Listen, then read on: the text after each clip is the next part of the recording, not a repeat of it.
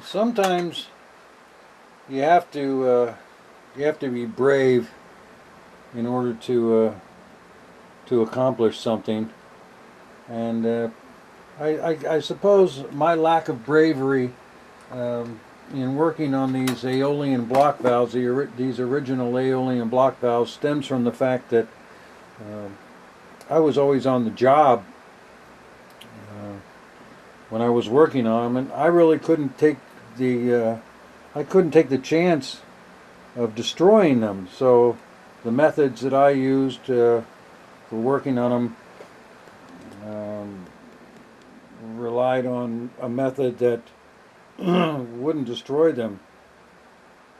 However, Nathan Woodhull, Skip, uh, recently did some work on these and was kind enough to send me some information.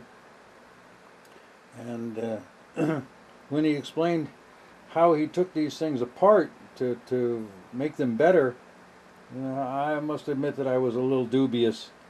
And so I went and got some new ones. Actually, these are brand new. Um, these came from Story and Clark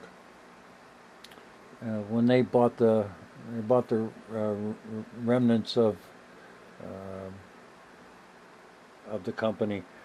And so anyhow, let me start by showing you how these can be taken apart to be fixed. First, you have to remove the valve, and believe it or not, you can pull that puppy right out of there. Of course, it destroys it, but you're gonna replace this anyhow. So the fact that it's gotten destroyed is really of no consequence, uh, because it's going to be replaced.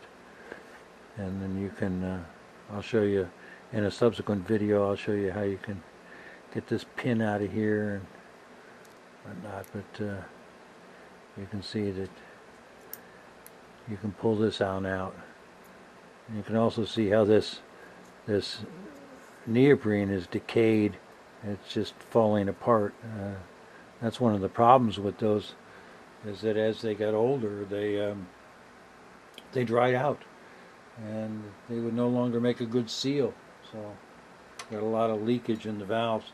The second thing, and this is the part that I found most curious, was how he got them open. Now what he said was that he took an X-Acto blade and ran it right down the edge of these to open it up. But I decided to try something what I thought was a little bit easier, a little more controlled than an X-Acto blade. So what I did is I just took this blade and put it in like this, and then just wiggle it on around like this. And I'm using pressure on the inside. I'm using pressure from this side of the blade onto the seam right here, and just gently and forcefully. And go to the other side. You notice I'm not trying to follow it all the way down. I just get right on the seam.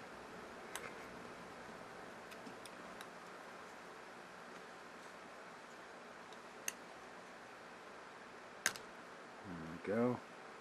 And then run that on down. Run this on down. And then peel that open.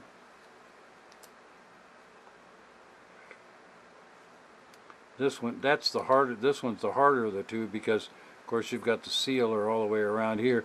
This one is much easier because it's got the leather.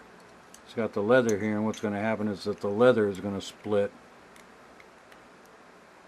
So this one comes apart a lot easier than the other side, than the top. The bottom comes apart a lot easier than the top.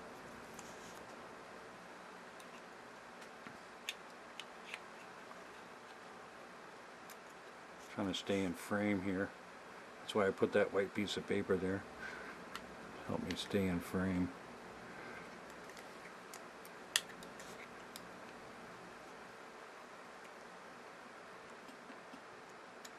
Okay, making a liar out of me.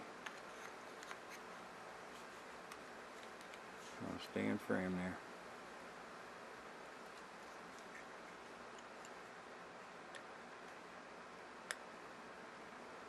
There it goes. I just didn't have a good angle on it there.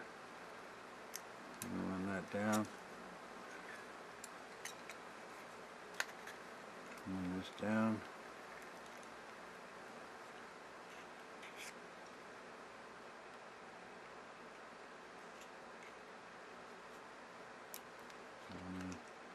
Split this open.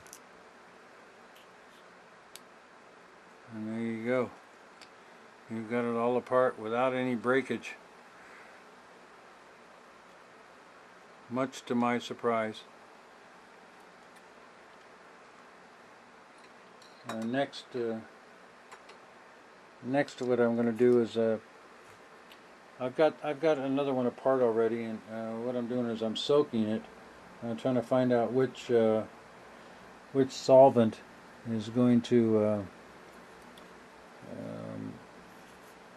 break up this the glue that they used on here. I think it was kind of a Duco cement. I'm trying lacquer thinner right now, and we'll see what solvent I need to use in order to clean these pieces up. But that's how you take it apart. Much to my surprise. It wasn't all that difficult.